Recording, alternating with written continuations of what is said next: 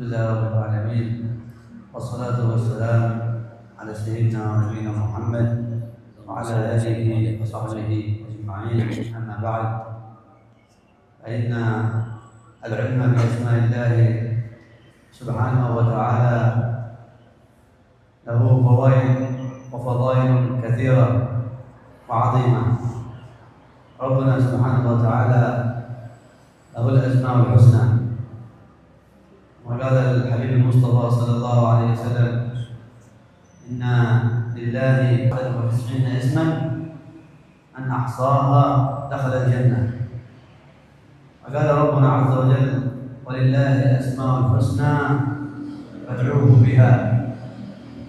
ولما أنكر كفار قريش على النبي عليه الصلاة والسلام لما كان يدعو يا الله يا رحمن، أنكروا عليه، أنزل الله سبحانه وتعالى الآية في سورة الزمر: قل ادعوا الله أو ادعوا الرحمن، ادعوا الله أو ادعوا الرحمن، أيما تدعوا فله الأسماء الحسنى سبحانه وتعالى.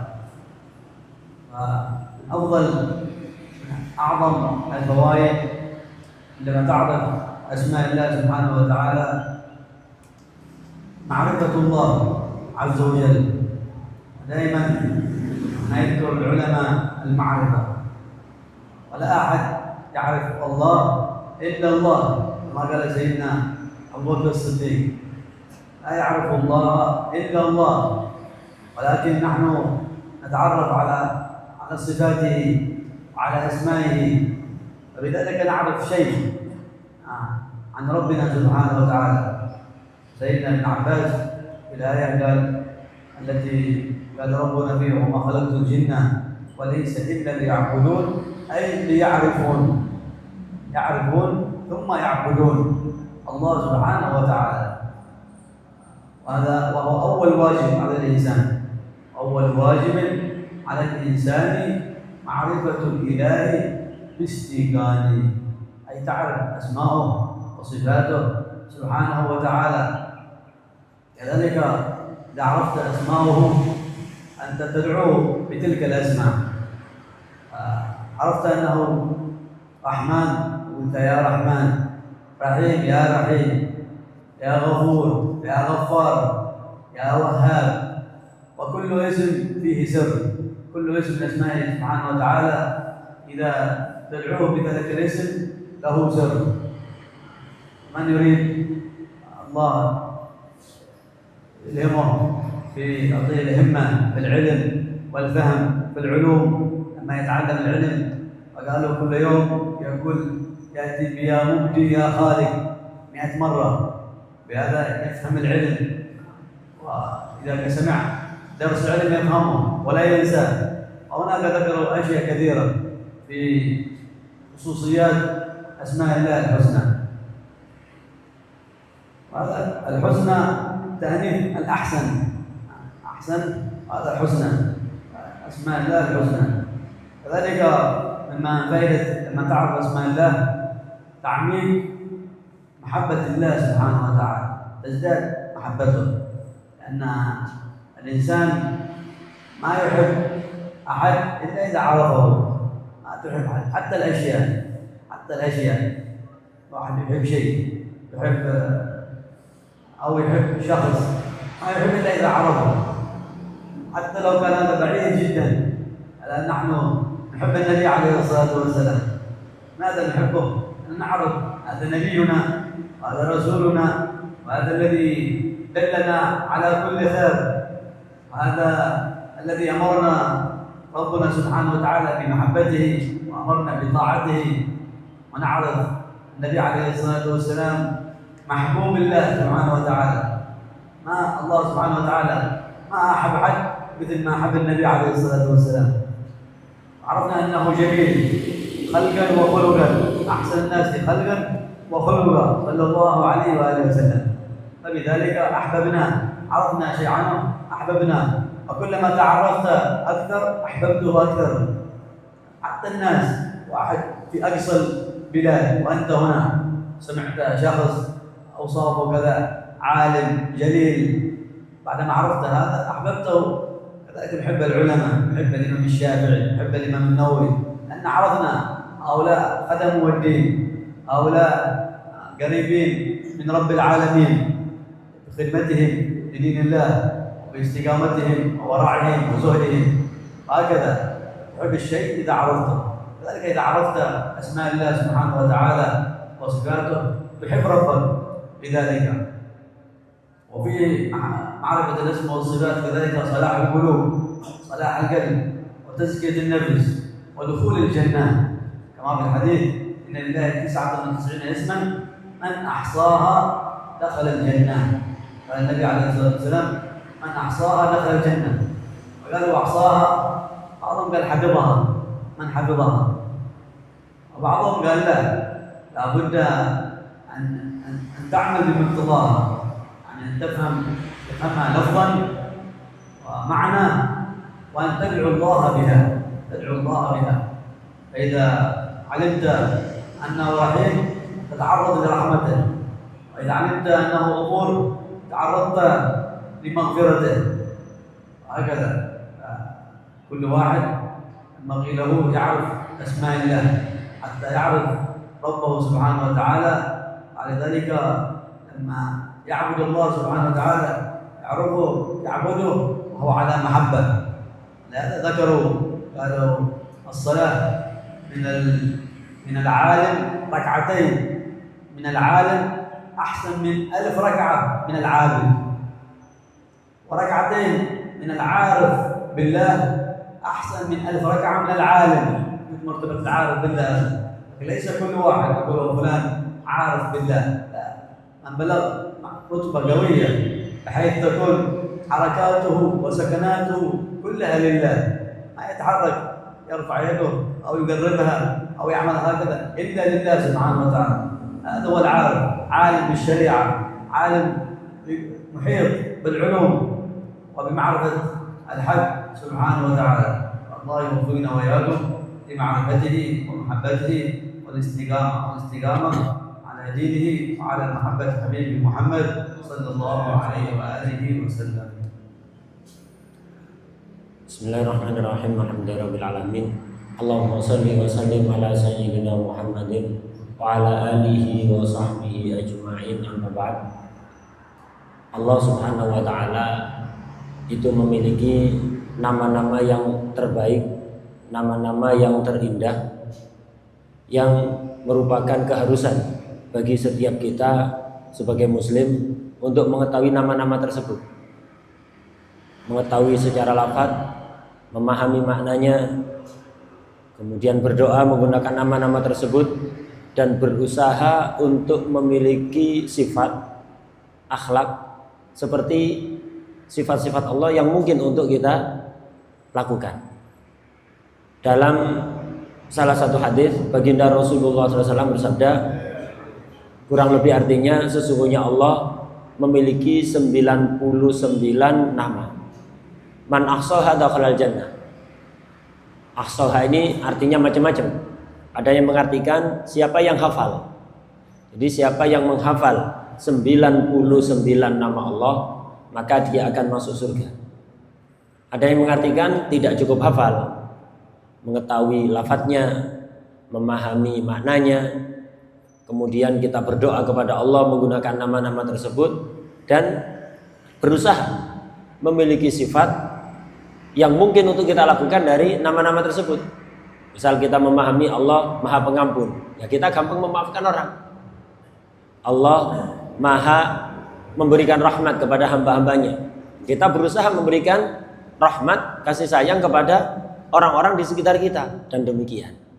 Allah Maha memberikan manfaat, kita berusaha menjadi orang yang bermanfaat bagi orang-orang sekitar kita. Nah, begitu. Nah, jadi tidak cukup hafal saja. Sebagian ulama hanya menghafal saja.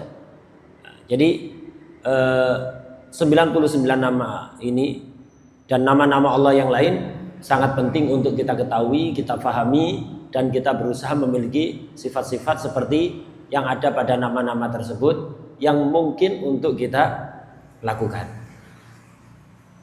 Di dalam firman Allah, Allah berfirman, Dalam Al-Quran, walillahil asmaul husna fad'uhu biha.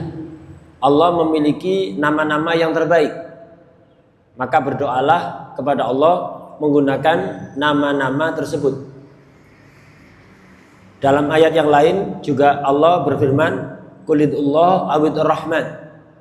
Berdoalah kepada Allah dan berdoalah kepada Ar-Rahman. Ayyamma tad'u falahul asmaul husna.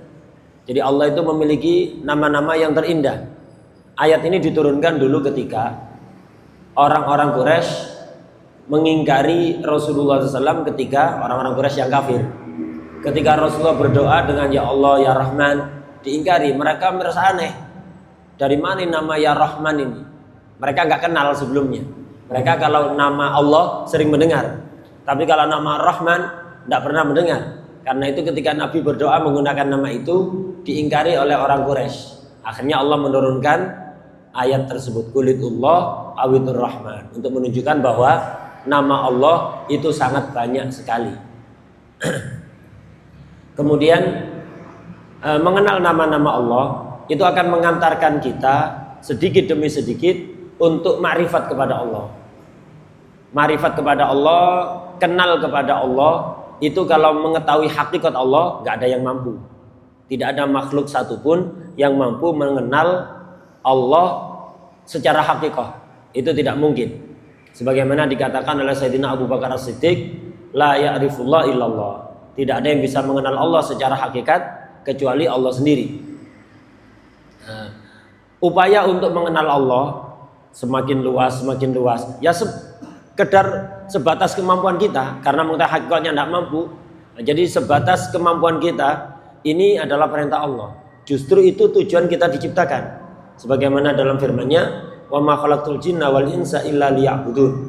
Tidaklah aku ciptakan jin dan manusia kecuali untuk ya'budun. Ya'budun di sini kata para ulama maksudnya liya'rifun, biar mereka kenal kepadaku. Jadi aku ciptakan jin, aku ciptakan manusia, tidak ada lain kecuali untuk mengenalku. Setelah kenal baru ibadah. Ibadah belum kenal, ya kita ibadah pada siapa? Jadi kenal dulu baru ibadah. Kemudian setiap nama Allah itu memiliki sir tersendiri. Jadi misalnya nama Allah Al-Ghaffar, nama Allah Al-Mubdi, Al-Khaliq, Ar-Rahman, Ar-Rahim. Masing-masing itu punya khasiat tersendiri, punya kekhususan tersendiri, punya rahasia tersendiri. Karena itu ya kita menggunakan nama-nama itu untuk doa yang sesuai dengan namanya. Misal kalau ada orang kepingin diluaskan ilmunya oleh Allah, ketika belajar ilmu agama gampang paham dan tidak gampang lupa, maka diantara amalan yang untuk diistiqomahkan adalah setiap hari membaca Ya Mubdi'u Ya Khaliq sebanyak 100 kali. Jadi Ya Mubdi'u Ya Khaliq 100 kali setiap hari, itu bisa menyebabkan orang itu dimudahkan oleh Allah untuk memiliki ilmu yang luas, gampang paham, dan pengetahuan yang diketahui tidak gampang lupa. Kemudian diantara manfaat kita mengetahui nama-nama Allah, itu akan menambah cinta kita kepada Allah Subhanahu wa ta'ala. Karena sebagaimana pepatah mengatakan, tak kenal maka tak sayang. Jika kita kepingin memiliki rasa cinta yang kuat pada Allah, ya harus mengenal Allah. Mengenal hakikatnya tidak mungkin. Berarti mengenal apanya? Nama-namanya, sifat-sifatnya. Sebagaimana juga kita mengenal siapapun, kita tidak akan cinta kecuali setelah mengenal. Kita cinta pada Imam Syafi'i kalau kenal. Orang yang nggak kenal Imam Syafi'i ya tidak bakalan cinta pada Imam Syafi'i. Yang kenal bahwa ini seorang alim yang memberikan manfaat untuk umat Islam, yang memperjuangkan agama Allah, kita akan cinta. Bahkan pada Rasulullah SAW, itu orang nggak kenal, ya tidak akan bisa cinta. Kalau kenal kepada Rasulullah SAW, kita akan cinta. Karena itu harus bagi setiap kita itu setiap saatnya menambah kenal kita kepada Rasulullah SAW. Akhlaknya, sifat-sifatnya, kesehariannya kita kenal secara lebih luas. Dengan begitu otomatis semakin kenal akan semakin cinta kepada Rasulullah SAW. Cinta itu yang penting kenal, walaupun terbatas jarak. kalau kenal akan cinta otomatis. Kemudian orang yang kenal kepada Allah ini ibadahnya istimewa. Dikatakan ibadahnya orang alim. Ada alim, ada arif, beda. Kalau alim ini mungkin pengetahuan tentang agama luas, mengetahui ajaran-ajaran agama dengan sangat luas, ini alim. Kalau arif tidak cukup berpengetahuan agama, tidak, tapi betul-betul kenal kepada Allah Subhanahu wa Ta'ala secara lebih dekat, sehingga dia itu tidak melakukan apapun kecuali karena Allah. Diamnya karena Allah, geraknya karena Allah, nafasnya karena Allah, semuanya karena Allah. Ini arif. Dan gelar arif ini tidak boleh sembarangan ditempelkan sana sini. Itu nggak gampang orang itu menjadi arif billah, itu nggak gampang. Jadi kita jangan sembarangan melabeli orang dengan gelar arif billah, nggak boleh. Nah, jadi arif billah ini lebih istimewa dibanding sekedar orang alim terhadap agama Allah. Dikatakan sholat 2 rakaat dari orang alim itu lebih besar pahalanya, lebih afdol dibanding 1000 rakaat dari orang awam. Jadi 2 rakaat dari orang alim lebih afdol daripada 1000 rakaat dari orang awam. Nah, 2 rakaat dari arif billah itu lebih afdol daripada 1000 rakaatnya orang alim. Nah, jadi arif ini merupakan orang yang paling istimewa karena dia betul-betul mengenal kepada Allah Subhanahu wa Ta'ala, sehingga semua aktivitasnya itu karena Allah, tidak ada yang ada tendensi lain, semuanya murni karena Allah. من اسمائه سبحانه وتعالى الكريم، قال ربنا في كتابه العزيز: يا ايها الانسان ما غرك بربك الكريم. وقال نبينا محمد صلى الله عليه وسلم: ان الله حي كريم يستحي اذا رفع احدكم اليه ان يردهما صفرين خائفتين. من أسمائه سبحانه وتعالى الكريم. ودائما ما يقول لنا الحمد لله معنا رب كريم سبحانه وتعالى. الحمد لله رب كريم. والكريم معنى الكريم الذي يعطي لا لعوض، يعطي ولا يريد شيء منك. وقد لو كان في الناس كان أحدهم يعطيك شيء لكن يريد شيء آخر مقابل، أما ربنا سبحانه وتعالى يعطي لا لعوض، بس لك خلقك لك وأعطاك هذه النعم لك أنت.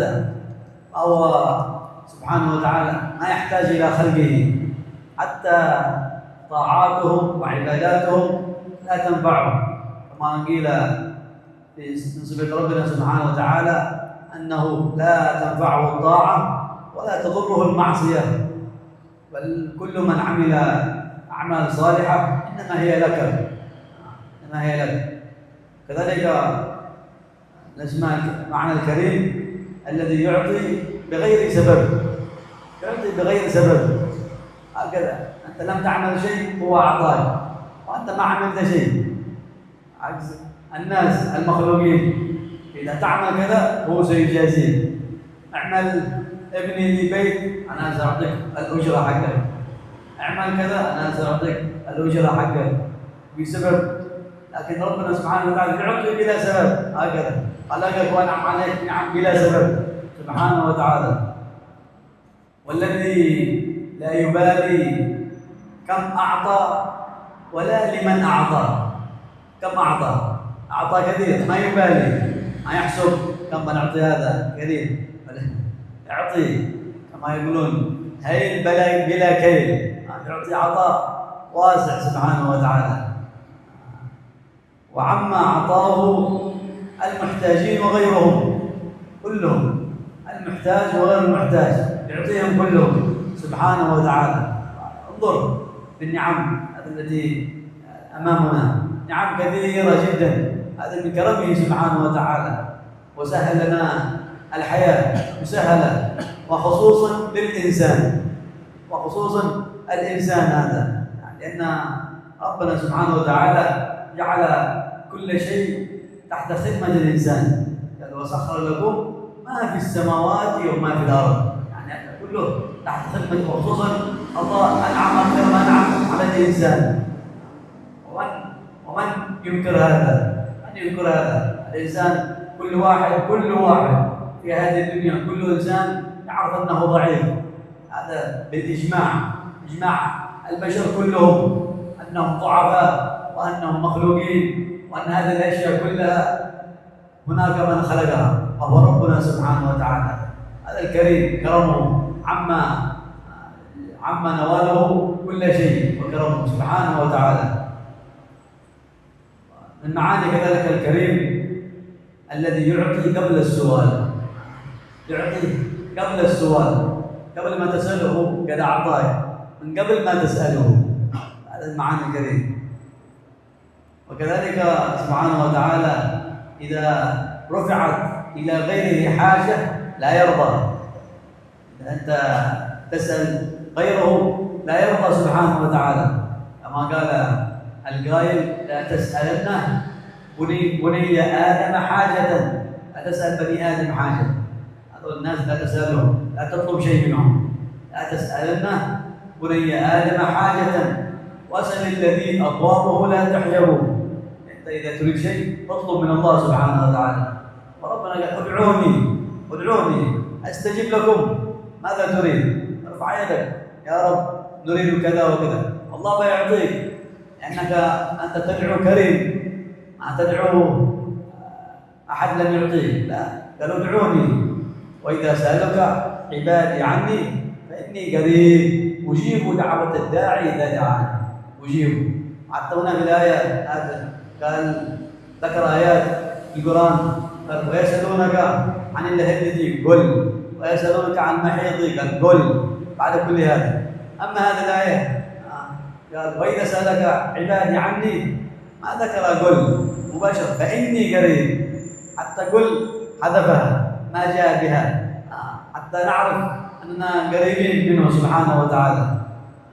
قال: لا، فلا تسأل بني آدم حاجة واسأل الذي أبوابه لا تحجب، فالله يغضب إن تركت سؤاله. الله يغضب إذا أنت تترك ما تدعوه، يغضب. وبني آدم حين يسأل يغضب. الإنسان هذا إذا تسأله يغضب. حتى إذا واحد جاء هنا وطلب من الإنسان شيء يغضب الإنسان. إيش هذا؟ كل يوم هذا يريد كذا، كل يوم يريد نعطيه المال. هذا الإنسان. أما الله لا، العكس، يفرح. أنت تريد، إذا لا تسأله يغضب من كرمه سبحانه وتعالى. ذلك من معاني الكريم كما قال الإمام الغزالي: والذي إذا قدر عفا. إذا قدر عفا، يعني يستطيع أن يعاقبك لكن هو يعفو عنه، يستطيع. وأنت عصيته وأنت خالفته، بعد ذلك لابد من العقاب، ويقدر يستطيع يعمل بك ما تشاء، لكن يعفو سبحانه وتعالى. وإذا وعد وفى، وإذا وعد بشيء أنه سيعطيك كذا أو كذا، هذا يفي بوعده، ولا يضيع من لاذ به والتجاه سبحانه وتعالى. وهو يعني كريم وأيضا غني، لأنه لما تطلبه سبحانه وتعالى أن تطلب من الكريم، وتطلب كذلك من الغني الذي بيده ملكوت كل شيء. أنت ما تطلب أحد ما عنده شيء، لا، غني عنده كل شيء، بل الشيء الذي يريده بس بكلمة كن فيكون. أنت تطلب كريم وتطلب غني سبحانه وتعالى. وما قال النبي عليه الصلاة والسلام: يقول الله تعالى: يا عبادي لو أن أولكم وآخركم وإنسكم وجنكم كانوا على أتقى قلب رجل منكم ما زاد ذلك في ملكي شيئا. ما زاد. ولو أن أولكم وآخركم وإنسكم وجنكم كانوا على أفجر قلب رجل منكم ما نقص ذلك من ملكي شيئا. ولو هؤلاء أولكم وآخركم وإنسكم وجنكم قاموا على صعيد واحد ودعوا الله سبحانه وتعالى، كل واحد دعا هذا يريد كذا، دعوا دعوات كثيرة، هذا يريد وهذا يريد وهذا يريد، وأعطاهم كله، ما ينقص شيء أبدا، ما نقص شيء من ملكه سبحانه وتعالى. وهذا قالوا الكرم الكريم من الكرم. قال بعض الحكماء أصل المحاسن كلها الكرم، أصل المحاسن الكرم. وفي معنى الكرم عند الناس، الكرم ويقول الإنسان أن يكون كريم، كل إنسان. الكرم يعني نزاهة النفس عن الحرام، هذا حق الإنسان أن يتنزه عن الحرام، وسخاؤها بما تملك على الخاص والعام، يجوز هكذا على الخاص والعام. قال وجميع خصال الخير من فروعه، أي من فروع الكرم. الله يوفقنا وإياكم لأن نكون يخلقنا بهذه الصفة العظيمة، ويكرمنا بفضله، ويعم علينا بنواله سبحانه وتعالى، ببركة حبيبه الكريم الرؤوف الرحيم سيدنا محمد صلى الله عليه وآله وسلم. Di antara nama Allah Al-Husna yang terindah itu adalah Al-Karim. Al-Karim ini maknanya sangat luas. Kita biasa menerjemahkan dengan terjemah dermawan. Al-Karim ini salah satu sifat Allah, salah satu nama Allah. Sebagaimana dalam Quran Allah berfirman, "Ma gharraka bi rabbikal karim." Al-Karim. Kemudian dalam hadis juga baginda Rasulullah SAW bersabda, "Innallaha hayyun karim." Sesungguhnya Allah itu memiliki sifat haya. Kalau bagi makhluk, haya itu malu. Malu itu akan membuat seseorang meninggalkan hal-hal yang tidak patut. Malu tidak melakukan kebaikan, malu tidak membantu orang yang memerlukan bantuan, dan demikian seterusnya. Untuk Allah ya kita sesuaikan, bukan diartikan rasa malu, perasaan malu, karena itu perasaan itu nggak mungkin menjadi sifat Allah, karena perasaan itu berubah-ubah. Jadi Allah itu memiliki sifat haya, artinya kalau ada yang meminta pasti akan dikasih, tidak akan menyia-nyiakan hambanya. Karim, dan Allah itu dermawan. Yastahyi, Allah itu memiliki sifat haya untuk menolak doa hambanya secara sia-sia. Jadi setiap doa itu pasti dikasih oleh Allah. Intinya di antara nama Allah dari ayat dan hadis tadi, di antara nama Allah itu adalah Al-Karim. Apa maknanya Al-Karim? Banyak sekali, luas. Al-Karim ini dalam bahasa Arab maknanya sangat luas. Di antara maknanya adalah alladzi yu'ti la li'iwad. Zat yang maha memberi bukan karena berharap imbalan. Jadi Allah itu memberi kepada makhluknya sama sekali tidak berharap imbalan. Karena semua diciptakan oleh Allah. Mau imbalan dari apa? Jadi ini untuk orang itu manusia bisa disebut karim ya ketika begitu, memberi dan tidak berharap apapun. Bukan karena ada udang di balik rempeyek, bukan. Jadi memberi tidak berharap apa? Ganti, tidak berharap imbalan, tidak. Allah itu seperti itu sifatnya. Alladzi yu'ti la li'wad, memberi bukan karena berharap imbalan. Kebanyakan orang itu ketika memberi sesuatu pada orang lain karena ada harapan, ada keinginan, kepingin dihormati, kepingin mendapatkan hadiah yang lebih besar, mancing. Jadi ngasih sedikit, ngasih umpan, berharap yang lebih gede. Nah, itu manusia kebanyakan. Karena itu orang yang walaupun sedermawan apapun, suka memberi pada siapapun, kalau dia berharap imbalan, tidak bisa disebut karim. Dan jarang orang yang betul-betul memiliki sifat karam itu jarang. Memberi tanpa berharap apapun. Allah seperti itu. Memberi tanpa berharap imbalan. Allah menciptakan kita ini bukan karena berharap manfaat dari kita. Ibadah kita itu untuk kita, tidak bermanfaat sedikit pun untuk Allah. Maksiat kita hanya akan membahayakan diri kita, sama sekali tidak mendatangkan madarat sedikit pun kepada Allah Subhanahu wa ta'ala.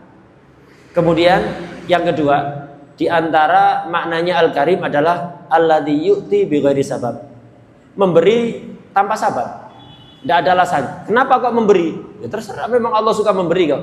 Jadi memberi kepada hambanya bukan karena hambanya berhak, bukan karena habis beramal, bukan karena habis beribadah. Enggak, sejak dalam perut belum bisa doa, belum bisa beramal, sudah dikasih kok. Makanannya dikasih, sudah diatur oleh Allah. Ibunya makan, sebagian makanannya diserap oleh anak ini, padahal belum berdoa, belum bisa berdoa, belum bisa beribadah. Itu sudah dikasih. Jadi begitulah Allah. Allah itu Al-Karim, Maha memberi tanpa alasan apapun. Beda dengan kebanyakan orang. Orang itu memberi biasanya karena ada alasan. Kenapa kok diberi? Oh, karena suka membantu saya. Kenapa kok memberi? Karena sopan kepada saya. Kenapa memberi? Karena baik kepada saya. Karena sering membantu saya. Karena sering memberi saya, makanya saya balas. Lah begitu. Jadi memberi karena ada alasan, ada tendensi-tendensi. Allah tidak demikian.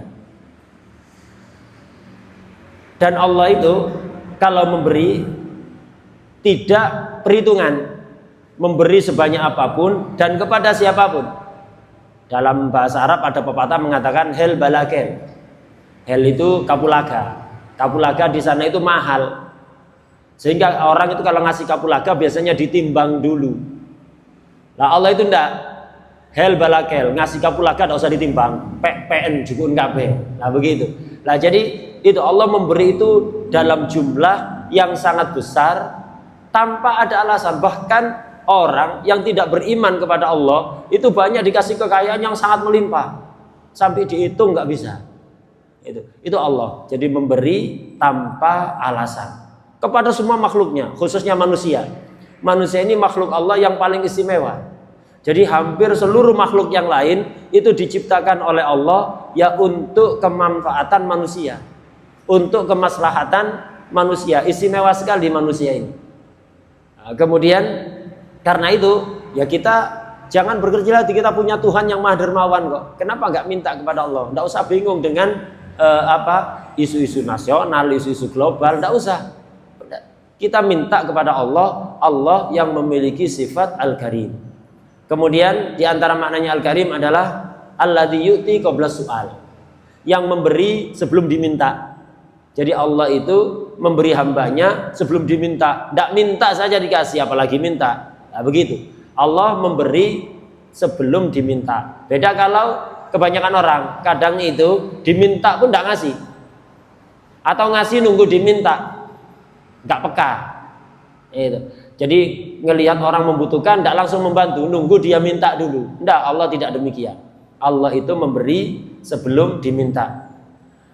Dan Allah senang kalau ada hambanya sering minta. Beda dengan manusia. Kalau manusia sedermawan apapun, kita minta sekali dua kali mungkin dia bahagia, senang, memberikan dengan lapang dada. Tapi kalau setiap hari minta, ya belenger. Itu kalau orang, manusia. Kalau Allah enggak. Karena itu di dalam salah satu syair dikatakan, la tas'alanna bunayya adama hajatan. Janganlah kamu meminta kepada manusia keperluan-keperluan kamu. Jangan. Wasalillati abwabuhu la tuhjabu. Mintalah kepada Allah zat yang pintunya sama sekali tidak pernah tertutup. Tidak pernah tertutup. Pintu orang kalau masih pagi hari atau malam hari tertutup, pintu Allah terbuka lebar tanpa ada batas waktu. Itu buka 25 jam sehari semalam. Kayak toko Madura ya, 25 jam sehari semalam buka ya. Enggak tahu dapat dari mana sejamnya ini. Nah, pintu Allah itu demikian, tidak ada tutupnya. Karena itu mintalah kepada Allah kapanpun, tidak ada tutupnya pintunya itu. Allah yaghdabu in tarakta su'alahu. Allah itu justru murka, justru tidak suka kepada kita kalau kita tidak berdoa, kalau kita tidak minta. Ada keperluan tidak minta pada Allah, tidak suka Allah itu. Sebaliknya manusia, wa bunayya adam hina yus'alu yaghdabu. Manusia itu kalau diminta malah dia nggak seneng, nggak omes. Kepada orang yang suka minta-minta itu, sekaya apapun, sedermawan apapun, kalau ada orang langganan tiap hari minta, ya nggak omes pisan. Ini manusia. Allah enggak. Semakin kita sering minta, semakin kita dicintai oleh Allah. Semakin kita jarang meminta, semakin dibenci oleh Allah Subhanahu wa ta'ala. Kemudian apa? Allah ini sangat dekat kepada kita. Ini ditunjukkan dalam sebuah ayat. Wa idza sa'alaka ibadi anni fa inni qarib ujibu da'watad da'i idza da'an. Ketika hamba-hambaku bertanya tentang aku kepadamu wahai kekasihku Muhammad sallallahu alaihi wasallam, maka sesungguhnya aku maha dekat. Dan aku akan mengijabahi doa siapapun dari hamba-hambaku ketika mereka minta kepadaku, ketika mereka berdoa kepadaku. Di sini perhatikan ayat ini. Ketika orang-orang bertanya tentang Allah kepada Nabi Muhammad SAW, langsung jawabannya fa inni qarib. Beda kalau orang-orang nanya perkara lain kepada Nabi Muhammad. Misalnya, yas'alunaka anil khamri wal maisir. Mesti jawabannya nggak langsung jawaban, kul, katakan, begitu. Mesti ada kul. Setiap kali ada yas'alunaka, habis itu kul. Orang-orang bertanya padamu tentang khomer, tentang head, tentang judi, tentang ini, tentang itu. Mesti setelah itu tidak langsung jawaban. Kul dulu, katakan wahai kekasihku bahwa hukumnya begini-begini. Khusus ketika bertanya tentang Allah, tidak pakai kul, langsung. Ketika mereka bertanya kepadamu tentang aku, sesungguhnya aku dekat. Tidak usah katakan pada mereka, sesungguhnya aku dekat. Tidak, langsung katakan aku dekat. Tidak usah katakan, sesungguhnya aku dekat. Ini menunjukkan betul-betul Allah itu dekat dengan kita. Artinya dekat dengan kita, selalu mendengar doa-doa kita dimanapun kita berada. Sering-seringlah berdoa kepada Allah subhanahu wa ta'ala. Kemudian termasuk maknanya Al-Karim adalah zat yang ketika mampu untuk menghukum, suka memaafkan. Jadi ketika ada hambanya yang kurang taat, kurang adab, Allah sangat mampu untuk menghukum, tapi Allah justru lebih sering memaafkan. Ini termasuk makna Al-Karim. Ketika berjanji selalu dipenuhi. Siapapun yang meminta bantuan kepadanya selalu dibantu. Tidak akan ada yang pulang dengan tangan kosong. Ini diantara maknanya Al-Karim. Dalam hadis dijelaskan, kesimpulannya kurang lebih begini. Seandainya orang-orang awal dan akhir, jadi makhluk dari awal, paling awal sampai paling akhir, itu semuanya menjadi orang-orang yang paling bertakwa, maka itu tidak akan menambah kekuasaan Allah. Artinya tidak akan bermanfaat kepada Allah, manfaat untuk mereka sendiri. Sebaliknya, kalau semua makhluk dari awal sampai akhir, manusia maupun jin, itu semuanya menjadi orang-orang paling bejat, maka itu tidak akan mengurangi kekuasaan Allah. Artinya tidak akan mendatangkan doror, madarat sedikit pun pada Allah, justru madaratnya pada mereka sendiri. Dan seandainya semua makhluk yang awal maupun yang akhir, manusia maupun jin, kumpul dalam satu tempat, semua minta kepada Allah permintaan-permintaan yang besar, yang banyak, kemudian semuanya dikasih satu persatu permintaannya, bahkan lebih dari permintaannya, itu tidak akan mengurangi kekuasaan Allah sedikit pun. Kenapa? Allah Maha Kaya.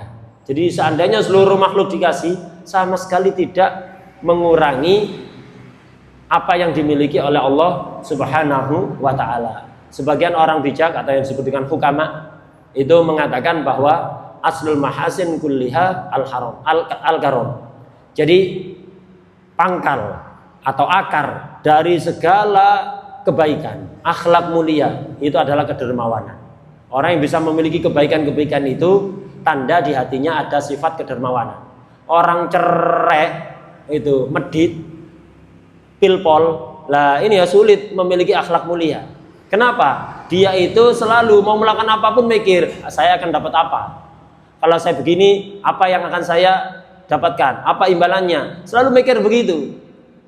Sehingga egois, sulit untuk memiliki akhlak mulia. Orang pelit itu sangat sulit untuk memiliki akhlak mulia.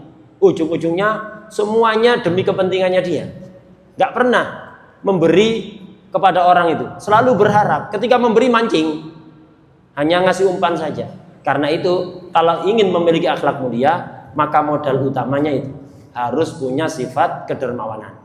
Kemudian termasuk mananya karom, tapi ini bukan untuk Allah. Kalau untuk Allah tidak layak mana ini. Untuk makhluk, al-karom itu adalah menghindari yang haram serta memberikan kepada orang lain tanpa pilih-pilih. جاء في الحديث عن النبي عليه الصلاة والسلام أنه قال: إن الله كريم يحب الكرماء، جواد يحب الجودة سبحانه وتعالى. ورد في الآية قال ربنا عز وجل: لن تنالوا البر حتى تنفقوا مما تحبون. وهنا لن تنالوا البر أي الجنة، أو البر اسم جامع للخيرات أو الطريق الموصل إلى الجنة، أو البر يعني لن تنالوا البر أي لن تنالوا منزلة أهل البر حتى تنفقوا مما تحبون. فلهذا لعظم أمر الكرم تسابق المؤمنون في هذا الخلق العظيم. وأكرم الخلق هو الحبيب صلى الله عليه وسلم، كما قال سيدنا ابن عباس: كان صلى الله عليه وسلم أعظم الناس وأكثرهم جودا على الإطلاق، صلى الله عليه وآله وسلم. وقال سيدنا جابر بن عبد الله رضي الله عنهما: ما سئل رسول الله صلى الله عليه وسلم شيئا قط فقال لا أبدا ولا مرة. وكذلك من بعده من خلفائه، حتى الفرزدق لما مدح سيدنا علي زين العابدين قال: ما قال لا قط إلا في تشهده، لولا التشهد كانت لاؤه نعم. هذا وراثة عن الحبيب صلى الله عليه وسلم. حتى من كرمه صلى الله عليه وسلم ذات يوم جاءه رجل سأله: يا رسول الله أنا أريد كذا. والنبي عليه الصلاة والسلام كان ما عنده شيء، كان ما يرد أحد، تريد خذ مباشر، ما يقول له أبدا ولا يرد أحدا أبدا. وقال له النبي عليه الصلاة والسلام: ابتع علي، يعني اشتر الذي تريد وأنا سأجزي ذلك بعد ذلك. ما كان عنده مال في تلك اللحظة. فذلك الرجل كان سيدنا عمر موجود. سيدنا عمر قال: يا رسول الله لماذا تكلف نفسك؟ ما عندك مال، خلاص ما عندك مال، لماذا تكلف نفسك؟ فتغير وجه النبي عليه الصلاة والسلام، كره ذلك الكلام. فقال أحد من الأنصار: أنفق يا رسول الله ولا تخشى من ذي العرش إقلالا. فتبسم النبي عليه الصلاة والسلام وقال: بهذا أمرت. في يوم من الأيام جاءت امرأة إلى النبي عليه الصلاة والسلام أعطته بردة، وكان النبي بحاجة إليها، محتاج لتلك البردة. مباشرة أخذها فرح ولبسها جديدة، وامرأة أهدته لها. فجاء واحد من الصحابة: يا رسول الله أريدها اكسنيها. النبي ألا لبسها جديدة. قال واحد من الصحابة: اكسنيها يا رسول الله. مرحبا، لبسها جديدة حقه، حتى لحظة بس، يعني ما عنده شيء، ما عنده، هذا يعني جديدة ويحتاج لها. لكن انظر إلى كرمه صلى الله عليه وآله وسلم، قال له: تريد؟ مرحبا. دخل ونزعها وأعطاها ذلك الصحابي. لكن الصحابة غضبوا على ذلك الصحابي. أنت كيف هذا النبي يريد هذا وأنت تطلبها منه؟ فقال ذلك الصحابي كان له نظر ثاني، ما يريد يلبس هذا، ولكن قال: أنا أريد هذه بردة النبي عليه الصلاة والسلام تكون كفني، تكون كفن. إذا أنا مت أنا أريد هذه البردة تكون كفن معي في القبر، لباس النبي عليه الصلاة والسلام. قالوا: فكانت كفنه لما مات كفن في ذلك. لكن الصحابي ليس سوى دم مع النبي، ولكن عنده نية، عنده مقصد في ذلك، أنه يطلب بركة الحبيب صلى الله عليه وسلم. وهكذا من بعده من الصحابة والتابعين والعلماء كانوا كلهم أهل كرم وأهل جود، ما يحبون البخل، لأنهم يعرفون كما ورد أن الكريم قريب من الله، قريب من الناس، قريب من الجنة، بعيد من النار. وضده البخيل قريب بعيد من الله، بعيد من الناس، بعيد من الجنة، قريب من النار. نسأل الله العفو والسلام. حتى كذلك مما يذكر في قصص الكرم سيدنا الحبيب عبد الله بن عمر بن يحيى، وهذا من العلماء الكبار وفقيه وعالم وعابد وكريم سخي، حتى أنه في مرة من المرات جاءه رجل وكان ذلك الرجل يعني سائل يطلب منه المال. قال له أنا أريد تعطيني المال، أحتاج المال. ويظن هذا السائل يظن ممكن هذا الحبيب سيعطيني 5 في ذلك الزمان 5 قروش أو شيء، العدد 5 يعني ممكن يعطيني 5، ممكن 4 3 هكذا. قال فكتب له في ورقة 50، كتب له كم؟ 50 ليس 5، هو كان يريد 5 وهذا كتب له 50 قل 50.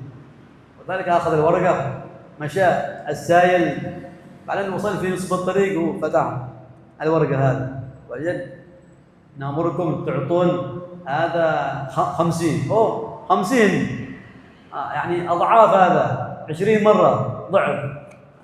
كيف هذا 50؟ هذا ممكن أخطأ، هو يريد يكتب 5 فزاد صفرا، ممكن أخطأ هذا، لابد أن أرجع إليه عشان إذا كان أخطأ يمحو الصفر هذا. فرجع قال له يا حبيب هل أنتم أخطأتم؟ يعني هل أنت كتبت 50 خطأ؟ فقال لا ليس خطأ، ولن يكون القلم أكرم مني. يعني هل القلم زاد صفر فزاد صفرا آخر حتى صار 500. فتعجب ذلك السائل من هذا الكرم.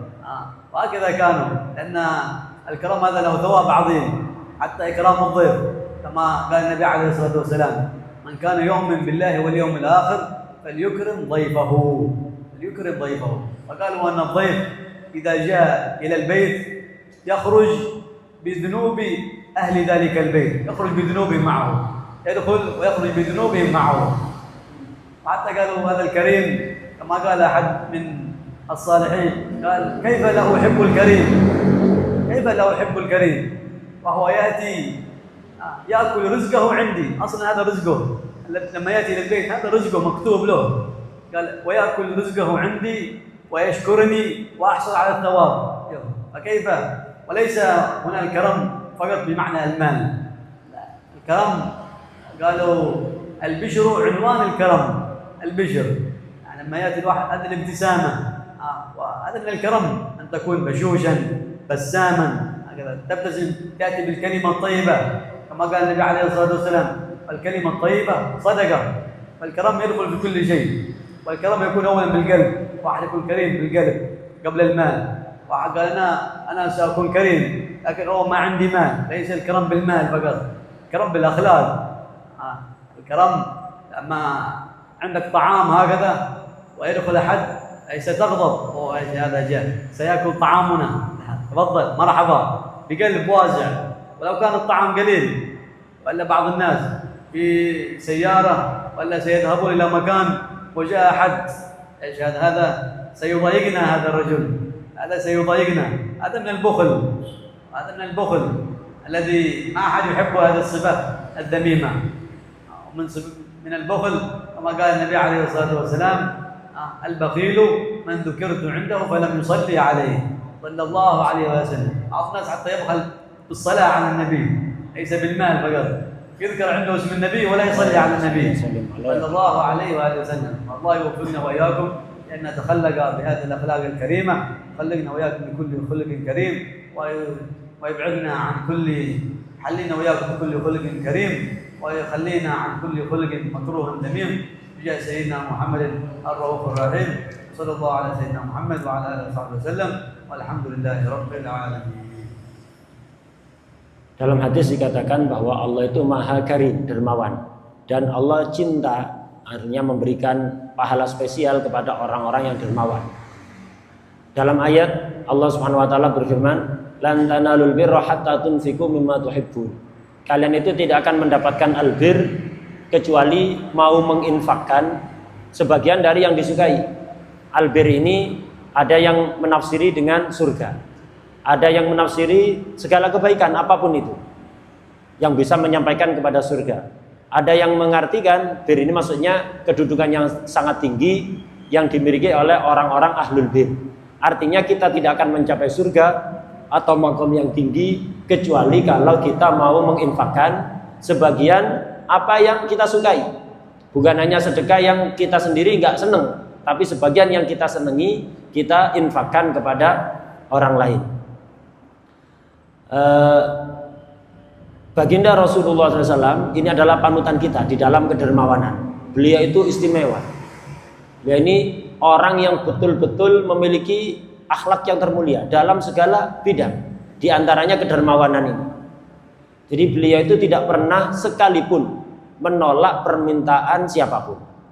Beliau itu kalau mampu ada orang datang minta sesuatu pada beliau, beliau punya langsung dikasih. Tidak pakai lama, tidak pakai mikir. Kalaupun tidak punya, seringkali Nabi itu nyuruh dia.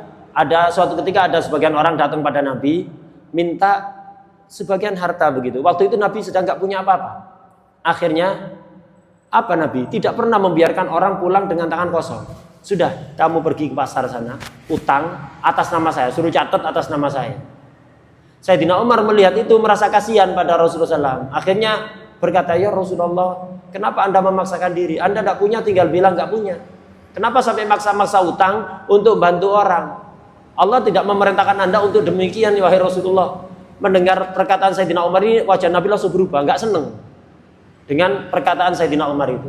Kemudian datang sahabat yang lain, sebagian sahabat Ansar mengatakan perkataan yang beda dengan Sayyidina Umar. Ya Rasulullah, anfik wala takhaf min dil arsy iklala. Ya Rasulullah, infakkan sebanyak-banyaknya. Jangan pernah takut kekurangan. Kenapa? Allah Maha memiliki segalanya. Allah sang pemilik arasy itu sangat mampu memberikan apapun.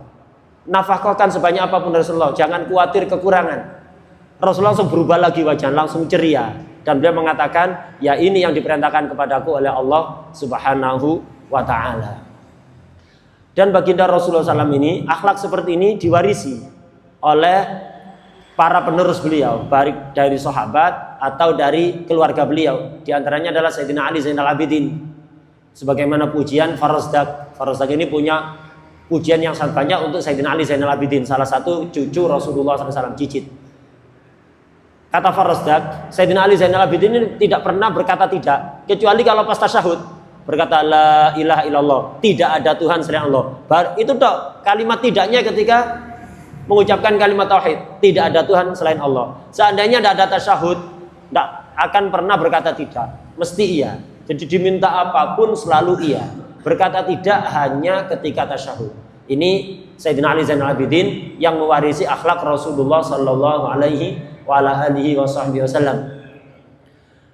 Kemudian pernah suatu ketika ada seorang perempuan memberikan hadiah pada Rasul pakaian yang tebal begitu. Dan waktu itu Rasul sangat membutuhkan. Pakaian yang lama sudah sangat usang dan memang saat itu Rasul membutuhkan pakaian itu. Ada orang perempuan ngasih hadiah, Nabi seneng langsung dipakai di hadapan perempuan yang ngasih tadi itu. Baru dipakai, datang sebagian sahabat, ya Rasulullah, saya ingin baju Anda itu. Langsung dilepas lagi dikasihkan. Padahal Nabi dalam keadaan sangat memerlukan pakaian itu. Masuk ganti pakaian yang lama, yang baru langsung seketika baru pakai, baru seneng. Dilepas dikasihkan. Sahabat gregetan. Kuwe iki piye? Jadi sahabat yang lain itu. Sampean ini gimana? Rasulullah baru dapat pakaian ini baru, yang lama sudah usang dan ini diperlukan, langsung diminta. Dan kamu tahu kan Rasul kalau diminta pasti iya, tidak mikir.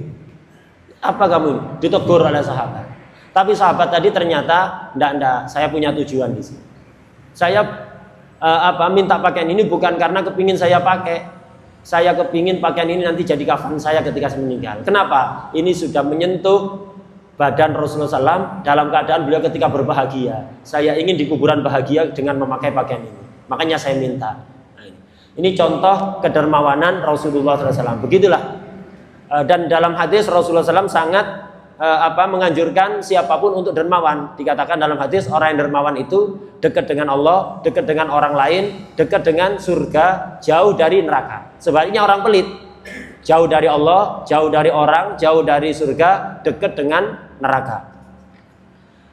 Kemudian contoh salah satu ulama mutakhirin yaitu Habib Abdullah bin Umar bin Yahya, seorang yang memang ilmunya sangat luas, ahli ibadah dan akhlaknya sangat mulia.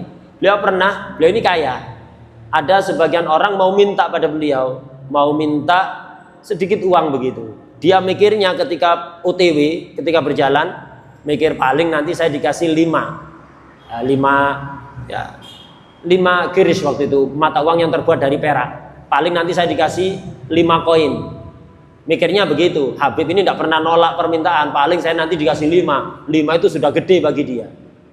Nyampe di rumahnya, Habib Abdullah itu langsung, bin Umar bin Yahya ini nulis kayak semacam cek begitu. Ditulisi 50. Si pengemis tadi berharap dikasih 5. Itu sudah cukup bagi dia. Habib Abdullah bin Umar nulis di cek. Tidak tahu orang ini dikasih berapa, ditulis 50, dibungkus, udah ini kamu ambil di sana, kertas ini kasihkan, nanti kamu akan dikasih sesuai yang tertulis. Di tengah jalan penasaran, dikasih berapa ini, dibuka, ternyata 50. Kok 50, gede sekali. Paling Habib ini keliru, mending saya balik ke rumahnya untuk memastikan bener apa keliru ini. Datang ke rumahnya Habib, Habib Anda keliru tadi, kok tertulis 50. 5 apa 50 ini? Enggak, memang bener 50.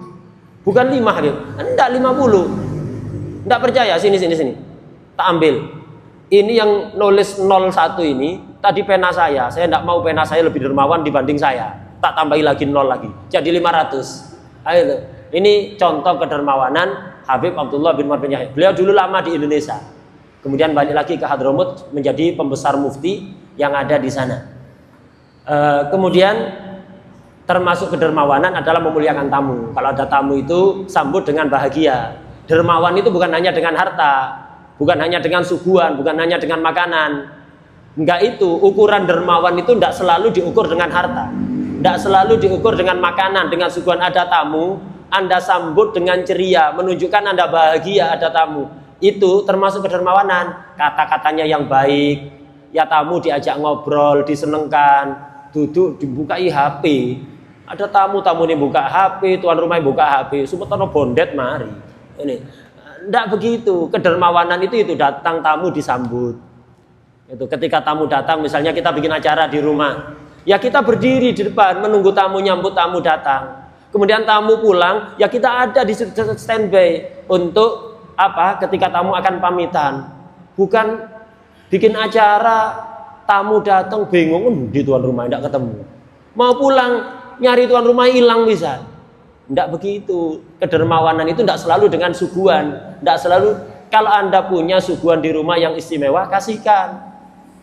Dan senenglah kalau makan itu habis. Ngenteni karene, waduh kok doyan nih. Nek karene enggak begitu. Anda punya suguhan istimewa, kasihkan. Enggak punya, dermawan, akhlaknya yang baik, kemudian kata-katanya yang sopan. Lah begitu. Ya ini termasuk kedermawanan. Kedermawanan itu pertama dimulai dari hati. Hati kita itu ingin selalu memberikan manfaat pada orang, walaupun belum mampu. Dari sini kalau hati orang itu seperti itu, nanti kalau dia memiliki harta banyak, dia akan bisa menjadi orang dermawan.